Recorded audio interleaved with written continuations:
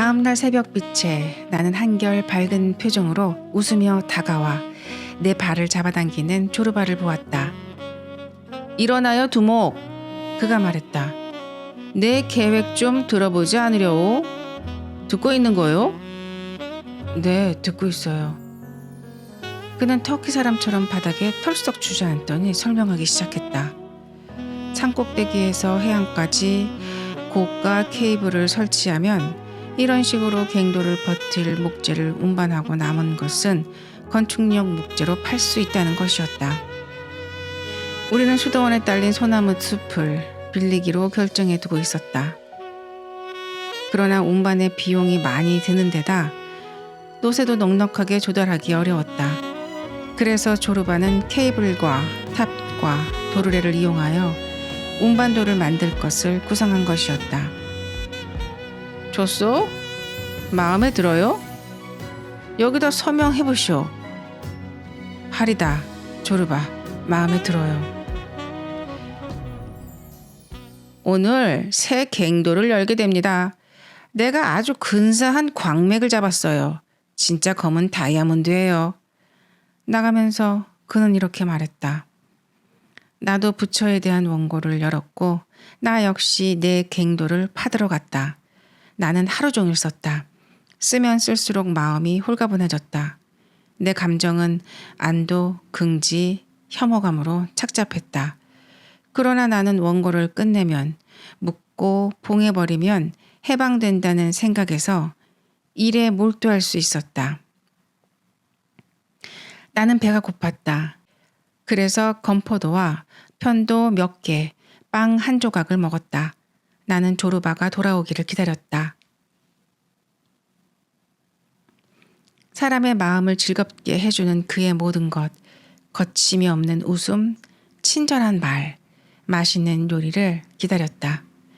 그는 저녁에 돌아와 식사를 준비했다. 우리는 먹었지만 그의 마음은 다른 데 가 있었다. 그는 무릎을 꿇고 앉아 조그만 나무 몇 개비를 바닥에다 놓고 그 위에다 끈을 하나 걸더니 이 장치를 박살내지 않을 적당한 경사를 구하려고 이 모조 도르래에다 성냥을 매달아 보았다. 경사가 너무 급하면 우리는 말짱 거덜나는 겁니다. 정확한 경사를 구해야 해요, 두목.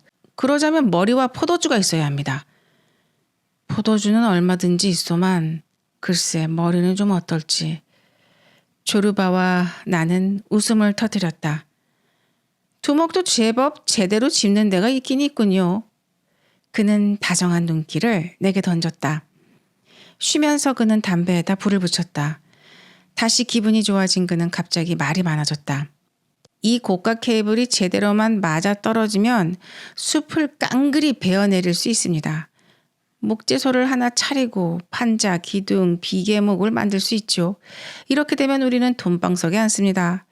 그리고 돛 3개짜리 배라도 하나 사들여 보따리 싸고는 배 뒤로 돌멩이 하나 집어 던지고 세계일주 항해를 떠나는 겁니다. 두목, 나는 벌써 대가리 꼭대기가 이렇게 하얗게 새 있고 이빨도 흔들거리기 시작해요. 그래서 미적거릴 시간이 없어요. 당신은 젊으니까 참고 기다릴 수 있겠지요. 하지만 감히 선언합니다만 나이 먹을수록 나는 더 거칠어질 겁니다.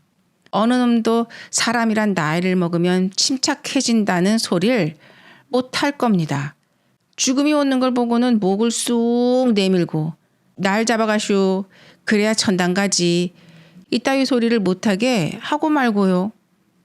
오래 살면 오래 살수록 나는 반항합니다. 나는 절대로 포기하지 않습니다. 세계를 정복해야 하니까요. 그는 일어나서 산투리를 벗겼다. 이리 오너라 이 도깨비 같은 거사. 말 한마디 없이 벽에 걸려서 뭐 했니? 어디 네 노래 좀 들어볼까? 그는 산투리를 무릎 위에다 놓고 허리를 굽히고는 현을 어루만졌다. 불을 노래를 의논하는 것 같기도 하고 눈을 뜨라고 어르고 있는 것 같기도 했고 고독에 지친 방황하는 영혼의 친구가 되어달라고 어르고 있는 것 같기도 했다. 그는 노래를 한 곡조 불렀다. 어떻게 된 셈인지 노래는 제대로 나오지 않았다. 그는 부르던 노래를 포기하고 새 곡을 골라 잡았다. 산투리의 혀는 노래할 생각이 없다는 듯이 아니면 고통스럽다는 듯이 소리를 고르지 못했다.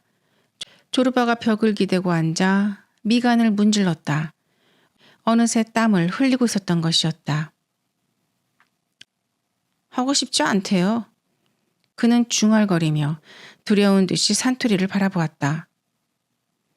그는 산투리가 사나운 짐승이어서 행여나 물릴세라 조심스럽게 다시 싸기 시작했다. 그리고는 천천히 일어나 다시 벽에다 걸었다. 하고 싶지 않대요. 그러니 억지로 시키지는 말아야죠. 그는 중얼거렸다. 우리는 다시 바닥에 앉아 불속을 뒤져 밤알을 찾아내고 잔을 포도주로 채웠다. 그는 껍질을 까서 알밤을 내게 주면서 끊임없이 마셨다. 이해가 가요, 두목? 나는 알 수가 없어요. 만물에는 영혼이 있는 것 같아요. 나무도 돌도 우리가 마시는 포도주도 밟고 서 있는 이 대지도 두목 모든 사물이 그래요. 글자 그대로 만물입니다. 그가 잔을 들었다. 두목의 건강을 위해. 잔을 비우고는 다시 채웠다. 인생이란 참 환양년 같은 거야. 환양년. 저기 저 늙은 부불리나 같은. 내가 웃음을 터뜨렸다. 두목, 내 말 좀 들어보쇼. 웃을 일이 아니오. 인생이란 늙은 부불리나와 아주 똑같습니다.